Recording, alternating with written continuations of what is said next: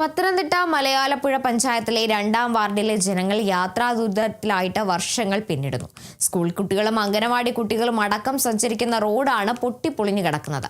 Water അതോറിറ്റിയും PWDയും തമ്മിലുള്ള പടല പിണക്കമാണ് റോഡിന്റെ പുനരുദ്ധാരണത്തിന് തടസ്സമാകുന്നത്. നിരവധി വാഹനങ്ങൾ കടന്നുപോകുന്ന ഗ്രാമവഴിയാണ് ഇപ്പോൾ തകർന്നു കിടക്കുന്നത്. സ്കൂൾ കുട്ടികളും അംഗനവാടി കുട്ടികളും നാട്ടുകാരും സഞ്ചരിക്കുന്ന വഴിയാണിത്. PWDയും വാട്ടർ അതോറിറ്റിയും തമ്മിലുള്ള മത്സരമാണ് റോഡിന്റെ പുനരുദ്ധാരണം വൈകാൻ കാരണമെന്ന് കോൺഗ്രസ് പ്രവർത്തകൻ ദിലീപ് മലയാലപ്പുഴ പറഞ്ഞു. നാളെ ഇതുവരെയായിട്ട് യാതൊരു ചലനവും ഇല്ലാത്ത രീതിയിലാണ് ഈ സംവിധാനങ്ങൾ മുമ്പോട്ട് പോകുന്നത്. അപ്പം തീർച്ചയായിട്ടും ജനങ്ങളുടെ പ്രതിഷേധം എന്ന് പറയുന്നത് ഇപ്പം ഇവിടെ നിൽക്കുന്ന സാധാരണപ്പെട്ട ആൾക്കാർ നിരന്തരം ഇതിന് പല ഡിപ്പാർട്ട്മെൻറ്റുമായിട്ട് ബന്ധപ്പെട്ടിട്ട് ജലനിധിയുടെ ആയാലും അവരുടെ ഓവർസീർമാരും എഞ്ചിനീയർമാരെയും അതേപോലെ ഇതിൻ്റെ കോൺട്രാക്ടർമാരെയും ഒക്കെ നിരന്തരം ബന്ധപ്പെട്ടുകൊണ്ടിരിക്കുക. അപ്പോൾ ഒരു കാരണവശാലും നമുക്ക് ഈ ജനങ്ങൾ നിരന്തരം ആക്സിഡൻ്റാണ് ഇവിടെ.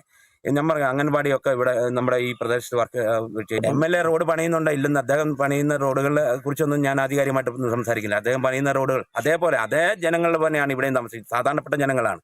MLA പല റോഡുകളും പണിയുന്നുണ്ട്. അതേപോലെ ഈ റോഡും അതേ നല്ല നിലവാരത്തിൽ തന്നെ അത് ചെയ്ത് ജനങ്ങൾക്ക് സഞ്ചാരയോഗ്യമാക്കണമെന്ന് മാത്രമാണ് നമുക്ക്.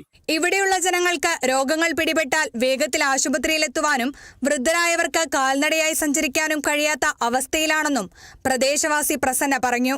കുണ്ടും കുഴിയായിട്ട് നേരെ വെളുക്കുമ്പോൾ ഈ പടിക്കലെല്ലാം റോഡിൽ കല്ലും മണ്ണും മെറ്റലുകൾ നിരന്ന് കിടന്ന് അപകടം സൃഷ്ടിക്കുകയാണ്.